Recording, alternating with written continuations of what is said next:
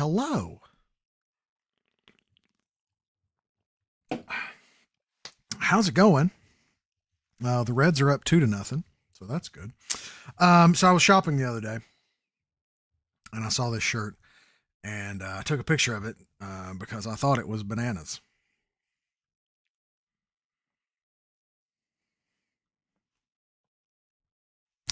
Alcohol use disorder is difficult to treat because of and despite the cultural and social acceptance of its usage.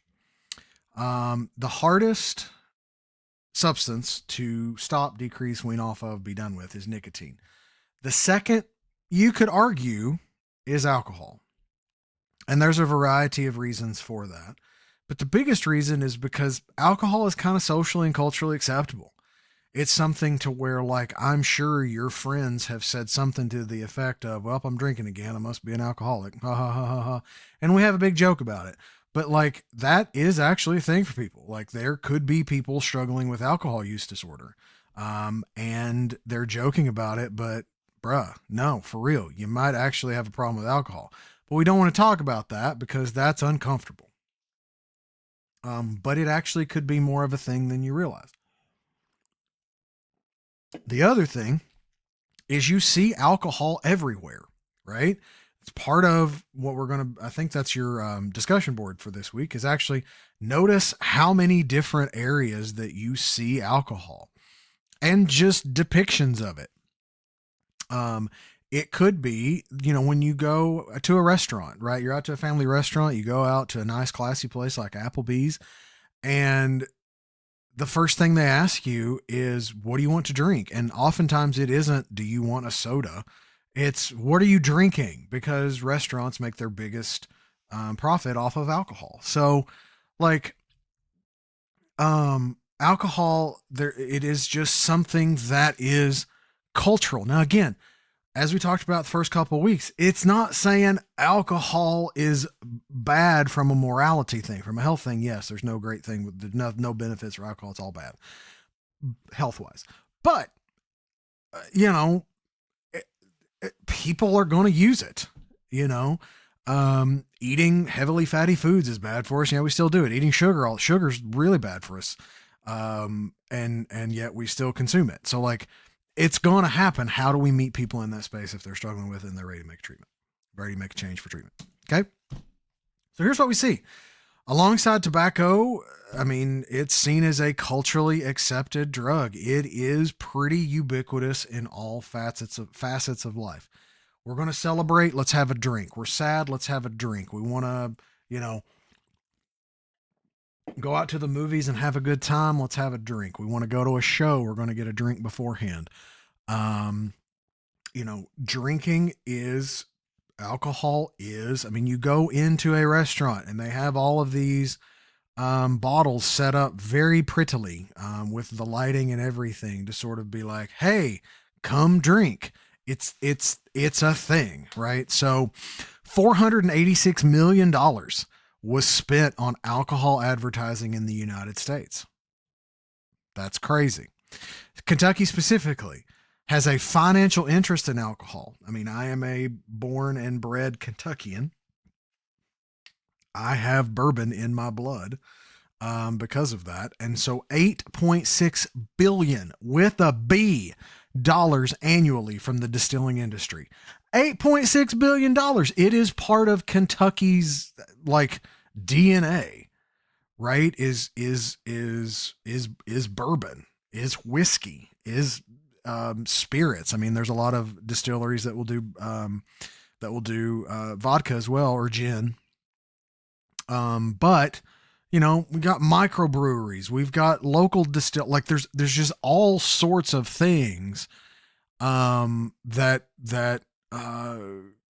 all sorts of avenues for alcohol that is present in the state of Kentucky. That is just kind of that and tobacco are our two big things. So, but even that, we still have 15 counties of the 120 which are still dry. So, meaning no alcohol at all. So I mean, there is this kind of conflict of like, we want to keep this thing, but alcohol is kind of part of Kentucky. You watch the Kentucky Derby. What do they talk about? Mint juleps, which are disgusting, but that's like a thing that we taught. Like that's a tradition, a Kentucky tradition at Churchill Downs. You go to the Kentucky Derby, you bet on the ponies, and you have a mint julep. Like that is Kentucky, right? For all that we can say about it,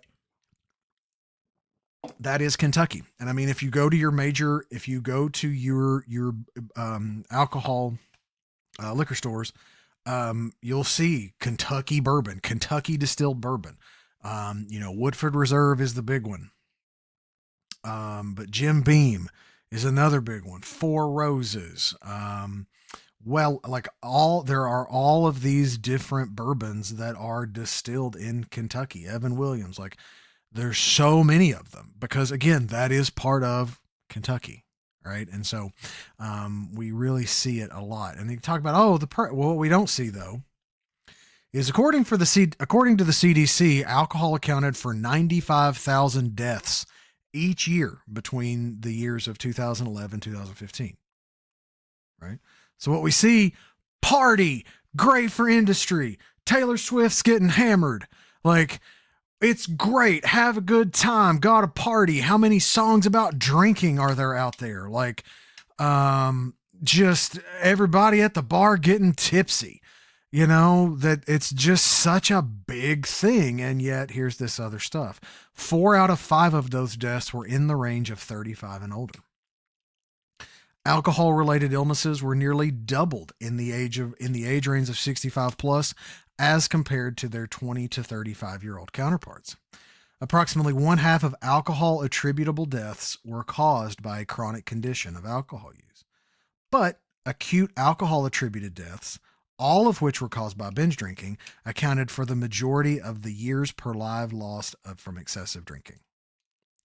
That's what we don't always see. This happened here in northern Kentucky, right?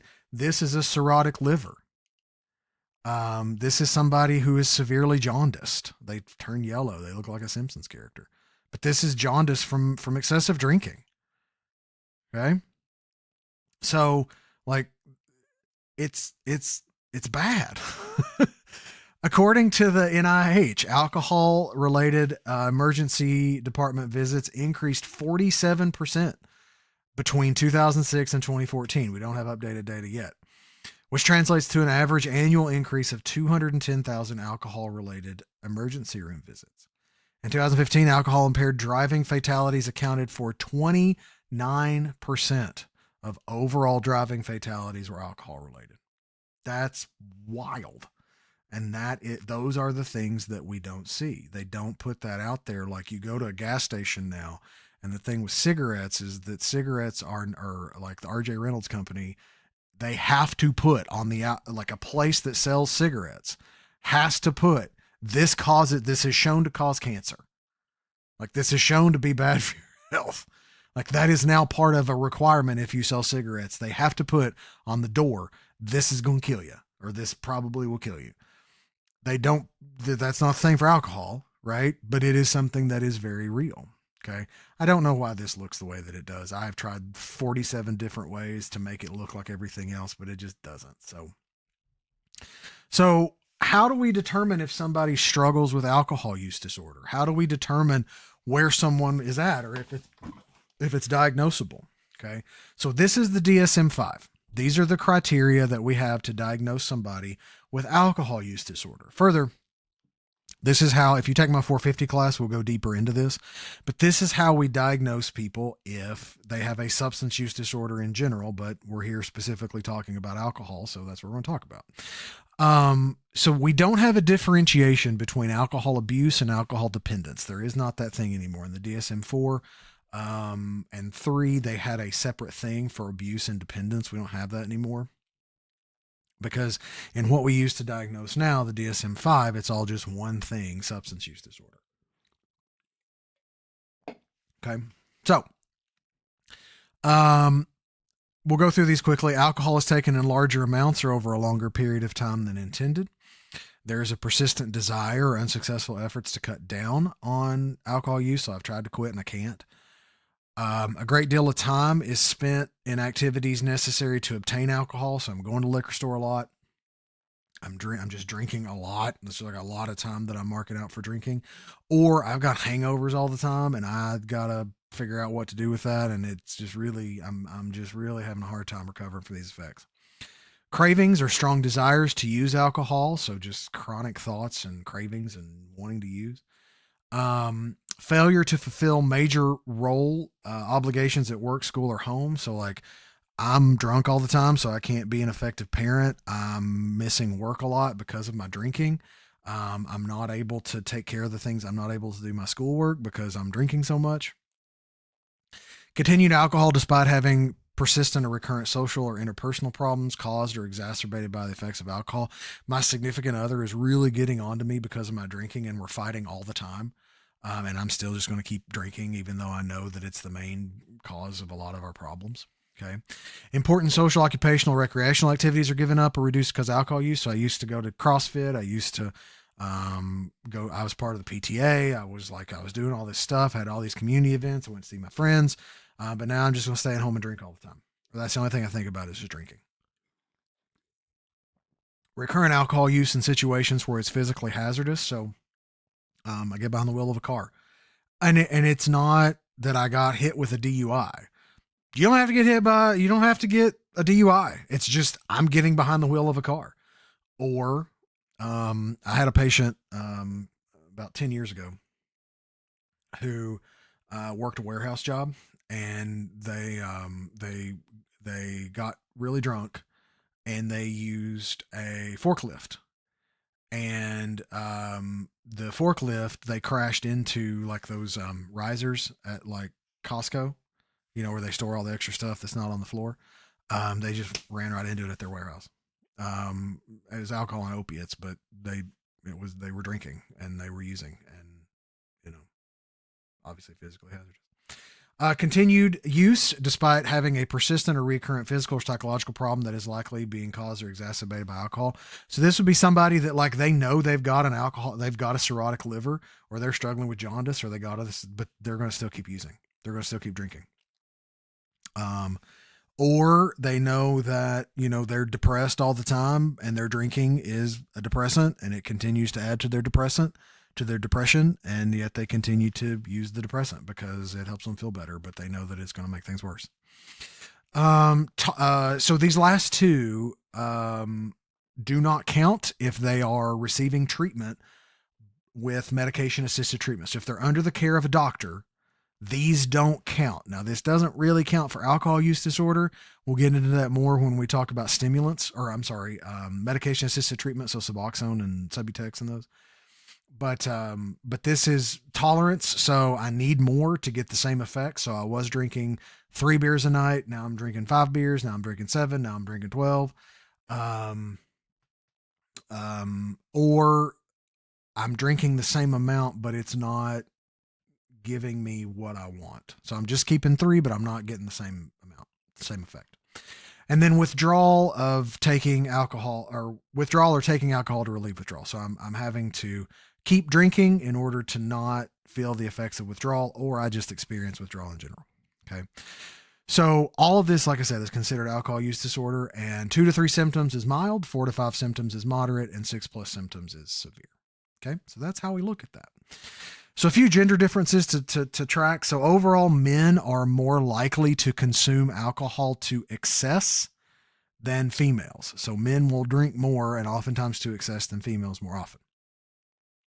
Males are more likely to binge drink, so drink a lot in a short period of time. Males are also more likely to report heavy drinking. Okay, so I'm what we classify as being heavy or excessive drinking. Older white males are at a particular danger for alcohol-related disorders. They're also at one of the higher rates for suicide. So if you're working with someone and they're an older male over the age of 55, and they are drinking and they are isolated and they are talking, not great things, suicidal, but older white male drinking is like you got to really pay attention to that, because that is a those are big risk factors. Okay. Also think culturally. Okay. So Caucasians are more likely to drink overall, okay, percentage wise, but indigenous Americans and Alaskan natives report the highest rate of binge drinking. That is part of their culture. Okay. A higher socioeconomic status is I'm drinking more frequently. Okay. So I'm drinking more often. Maybe I have a glass of wine or two because I have the means to do that. A lower socioeconomic status means greater quantity. So I may only be able to buy, like, I can't buy alcohol all the time, but I can buy it once. I can buy a big amount one time, and I can drink a lot of it in a short period of time. Does that make sense? So instead of drinking 4 or 5 nights a week, it's not even so much binge drinking as it is just like it's greater quantity. Every time I drink, it's at a greater amount because I'm not going to get as much moving forward. Okay. So we have to keep that in mind culturally. Okay. So some other things to think about is absorption and blood alcohol. Oh, well, I wanted to go back to the gender stuff. So I talked about how all this stuff is with males. After COVID, females reported a 30% increase in binge drinking. Okay. Or an excessive alcohol use. So we started to see women overall, we increased our drinking during COVID and certainly post COVID, but women especially had a big increase in their drinking behaviors. And that was a big gender difference in what we saw. So that's just food for note, or food for thought, stuff to note, whatever I'm trying to say. Mixed metaphors. So absorption and blood alcohol concentration. So with an empty stomach, the absorption rate of alcohol depends on the concentration or the proof of alcohol. A higher proof means greater absorption. I'm going to pause and go get some. This is not a promotion of alcohol, but it is to show you what I'm talking about. I'll be right back. So again, this is just for educational purposes only. Many of you might know this, but some of you may have been like me and had no idea about what alcohol or any of these substances were until I was like 23 or 22, 23. So again, this is just for educational purposes. So I don't know how good my Zoom is going to be. Let's see. Maybe. Okay. Turn it that way. All right. So you can probably make out 50% alcohol by volume. Okay. So proof goes up to 200. So if something is 200 proof, in order to get the percentage of alcohol by volume, you just cut that in half. Vice versa, if you know the percentage of alcohol by volume, you can double that and get the proof. So 50% alcohol by volume, and you can see right here on the rim it says 100 proof. Okay. So the math is very simple. If something is 100 proof, that means it's 50% alcohol by volume. If something is 50% alcohol by volume, it's 100 proof. Okay, so take half of the proof or double the alcohol by volume. By contrast, this one is 123, right? Which means it is about 61.6 alcohol by volume. Okay, see how we got that? All right. So if you're wondering obviously you can do the math, which one of these is stronger? Obviously this one with more. So, and how this affects you depends on a few things. Okay. One, how big are you? For those of you that are smaller, alcohol is going to hit you much faster and hit you and have more of an impact than somebody that's bigger. It's why those like giant Viking guys can drink like a bajillion beers and not feel anything. And it's also dependent on what's in your stomach. Okay. So if you've got a full stomach, that food will actually absorb the alcohol and you won't feel the effects as much. If you have an empty stomach and you drink, then whatever you take is just going to it's just going to enhance the effect, and it's going to hit you a lot harder than it otherwise would. Okay. So food and water help to slow this process down. Proteins in the food retain alcohol, and then water dilutes the concentration. All right. So actually, and funnily enough, carbonated liquids speed up absorption. And so that's the popularity of Truly, White Claw, any of these seltzers is number one, it doesn't come with like the carbs and stuff that this does, or beer, or calories. And you feel the effects much quicker because it speeds up absorption. Okay. So that's stuff to know, right? Here is kind of the, so this is the number of hours and then alcohol concentration, right? So we're talking about just like 1 ounce of spirits, 2 ounces, 4 ounces, 6 ounces. You know, after an hour, your BAC is going to be up here and then drop down. Okay. So little bits amount can be here. You know, once we get up into these other milliliters, it can get a little bit out of hand, right? So how does that relate to our blood alcohol level? Okay. So, you know, most of your 0.08 is kind of the standard for driving, but, or like under 0.08 is like the safe zone. But you can see, like, at a particular point, we go from the stimulant euphoria. Even though alcohol is classified as a depressant, you do get a euphoria from it early on. And you become really good at dancing and singing and really whatever. Get on that table, girl, and start dancing. You're good. But then as your blood alcohol concentration increases and time goes on, you start to experience this very negative, slurred, falling apart kind of thing. Okay, so that is kind of your curve of stuff and why it's dangerous. Okay, cool. Challenges with treating. Stigma. That's the biggest thing. We don't want to do the uncomfortable thing and talk to our friend about the fact that we think that they might have a problem. And we just don't want to talk about it. It's hard. It's a hard conversation to have. Social pressures, again, drinking is so normalized. It's like just something that friends do. When we get together for a gathering, we go to a ball game, we go to a concert, we go to a friend's house, we go to a birthday party. We go to, you know, we go to Chuck E. Cheese with our kids. We go to a preschool graduation. It's the social pressure to have a drink, right? Then there's also the cultural pressures. I mean, your friends are going to be like, hey, why don't you have a drink? We're all having a drink, have a good time. But then the cultural pressure of just like, this is just kind of what we do, right? I don't want to quit because then, like, you know, what if my friends don't want to hang out with me anymore? Or what if I don't feel like I fit in anymore? And so it's just all these, like, there's all these pressures that keep people going in that direction. Others is just lack of awareness. Like sometimes people don't recognize that they have a problem until it's too late. Women are also less likely to seek treatment than men. Again, some of that has to do with the responsibilities that women either put on themselves or have placed on them by others. You gotta be at home. You gotta be a mom. You gotta take them to the kids to the thing. You gotta go do this and you gotta do that. And so to take time to go take care of yourself, which a lot of times women don't do, is take time for themselves. Ladies, take time for yourself. Okay. It's okay. Take time for yourself. You are allowed to do that from time to time. Take care of you. Everybody else can take care of themselves.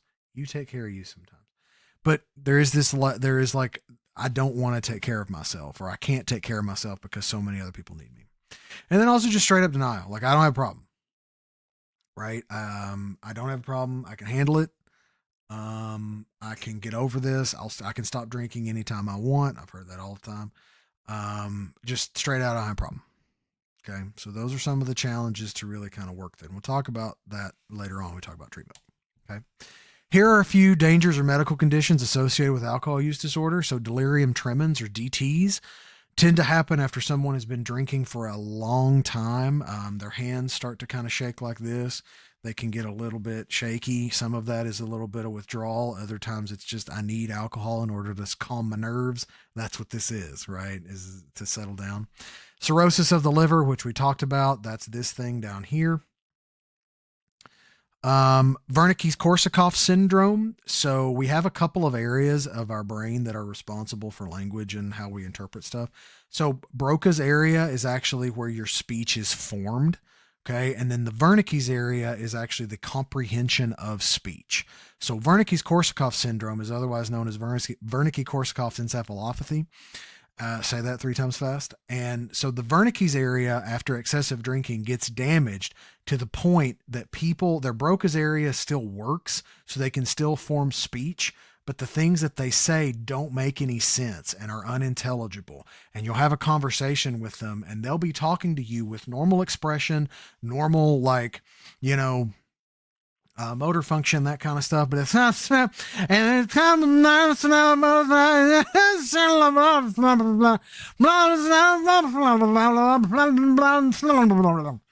is kind of how it sounds. And to them, they're making sense because they're speaking and you're understanding and you're going, okay. But it's not, it isn't working because that part is damaged. Okay. Kidney failure, high blood pressure, stroke, certainly digestive issues. It's called alcoholic gastritis. And then just a global increased risk of cancers. So oral, esophageal, liver, kidney. The more we are exposed to alcohol, the more we drink, the more we increase our risk of cancer. Okay. It's not saying that we're going to get cancer, but it just increases the risk because of how we're exposing our body to those toxins. And I mean, this is not a morality thing. And I mean, like, alcohol is poison. I mean, it really is. It's not a judgment. It's kind of what it is, right? Other physical symptoms, a rounder, puffier face. So as you can see, this person here is very, their face is very red. It's very flush. You can see this person here too. As they quit drinking, you can see their complexion has kind of come back, right? A redder, sort of more bulbous nose. It's not, you can kind of see it here to a certain degree. Not so much here, but there is some redness there, right? That kind of puffier nose. Okay. Slurred speech patterns. Again, if you've been around somebody that is drunk and they just kind of just have a slur of speech, right? Motor skills are impaired, memory issues, irritability, dilated pupils. So, like, all of that is present in someone. And so, when I'm working with people, again, I don't always call them out because that's not always the most appropriate thing, and it's not my job to do that. But I can know, and in fact, I've had several patients who have lied to me about their drinking because patients lie, and then I would see on their screen that they tested positive for alcohol at a pretty significant amount. And so part of the challenge is really being able to meet someone in that space without judgment. That's crucial in all of this stuff because it's not about judgment. It's about meeting them where they're at. And that's how you reduce some of that stigma is I'm really here for you. I'm open, kind of talk to me about it. Okay. Let's talk a little bit about liver enzymes. Unless you go to nursing school or become a doctor in some way, you're not really going to need to know these. But it is good information to know. It is good for you to be able to know if you see this or if you're exposed to this, because this has a lot to do with alcohol. So we're going to talk about 4 things: alanine transferase, aspartate transferase, gamma glutamyl transferase, and then bilirubin. And so ALTs are a liver enzyme for energy production. If we have a high level of ALT, that could be a sign of liver damage. Okay. That could be hepatitis, infection, cirrhosis, liver cancer. Your ASTs are a liver enzyme and elsewhere that breaks down molecules. So if you've got a high level of AST in the blood, it may be a sign of hepatitis, cirrhosis, mononucleosis, and other liver diseases. So basically, when you're looking at, if you've ever done blood work and you've wondered, what is ALT and AST? That's what this is. It's a liver enzyme that breaks stuff down. The AST breaks down molecules. The transferase helps for energy production. So when you're seeing some of the high levels of these, that's a good indication that their liver is damaged and that there could be some concern there with how the liver is functioning. Okay. GGT is an enzyme to help break down molecules in the liver as well. If there is a higher than normal level Again, could be a sign of liver damage. Bilirubin is made during the breaking down of red blood cells. High bilirubin levels mean your liver isn't working right because things are not getting broken down. Okay. So if I have this on lab work, right, and somebody their glucose is fine, bilirubin's a little high, they got a high. What this tells me is that somebody like we've got some liver problems here, okay, because we're outside the normal range significantly. So either like there could be some stuff going on with hepatitis. It may not have come from alcohol. They could be using, needles intravenously and they've got hepatitis C. And so, that has an impact on it, on their functioning. They could be drinking, obviously, excessive drinking. And so this is just something to look out for. It just gives you clues. You don't have to do anything with it, but it's something you can store away that will help you kind of figure out, okay, there could be something going on here. Okay. So progression of alcoholic liver disease. So this is a healthy liver. Okay. Adding alcohol, you have steatosis or fibrosis, otherwise known as alcoholic steatohepatitis. Alcoholic steatohepatitis. Sorry. Alcoholic steatohepatitis.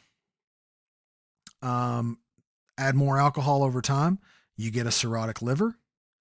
Add more alcohol over time, you get liver cancer. Okay. Nearly all people struggling with alcohol use disorder have steatosis. 10 to 35% will show some version of alcoholic hepatitis. And then around 8 to 20% will eventually develop cirrhosis or have a cirrhotic liver. So those are just the statistics, and to give you a view of what it is. So this is the progression of it. Okay. So what do we do for treatment? That's a good question, especially with how it is. So first of all, we're going to look to try to get them into detox. Okay. So chronic drinking results in an increased risk of seizure and DTs. And so it's recommended that if a patient wants to come off of alcohol, they've been drinking for a long time, you get them in the hands of a medical professional for an actual formal detox residential, because they're probably going to need to be treated with like an Ativan or something that's going to reduce the rate of seizure. They need to be under the care of a medical doctor for detox, because especially if they've been drinking long-term, drinking a lot, like I said, that risk for seizure just goes way up. Okay. Second thing, their second level of care is outpatient treatment. So again, that's going to be doing the therapy with someone or medication assisted treatment. We're going to talk about that in a later lecture. Okay. And then also support groups. Now, not everyone will do a support group, and that's okay. Okay. It doesn't have to be AA or nothing, or a support group or nothing, but getting connected to a community of some kind where they feel embraced is important for someone's recovery. That could be their family. If their family is also drinking, probably not. But getting them with a group of supported, like-minded individuals that will be there for their recovery can be huge. AA is one version. Smart Recovery is also in there. We'll talk about the differences later on. Okay. So these are just support groups that are available for people, and it can be very impactful because you need that community. Okay. So a few considerations. Number one, what is our goal? Okay. What's the goal? It doesn't have to be binary. Okay.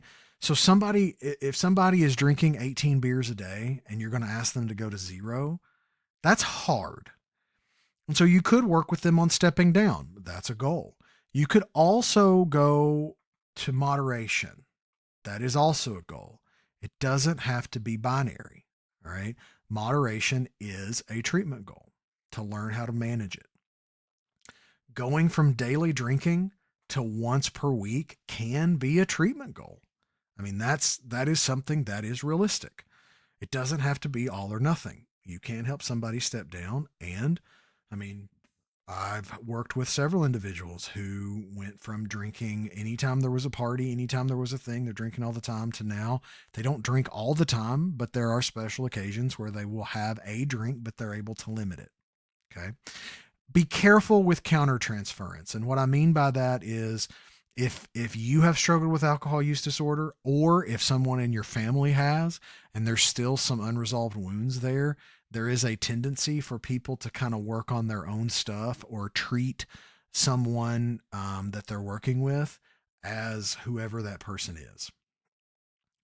Okay, so like if your dad was an alcoholic and you're working with someone who is a dad and struggling with alcohol use disorder, make sure that your stuff doesn't come out. All right, because that will interfere in their treatment. Okay, go to therapy, work on that.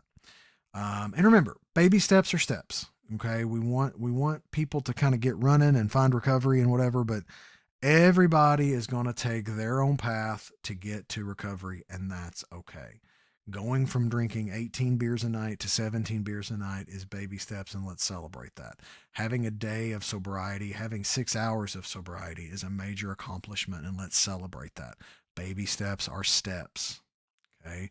Meet a patient where they're at, not where you want them to be, faster than they actually are going. Okay. Cool.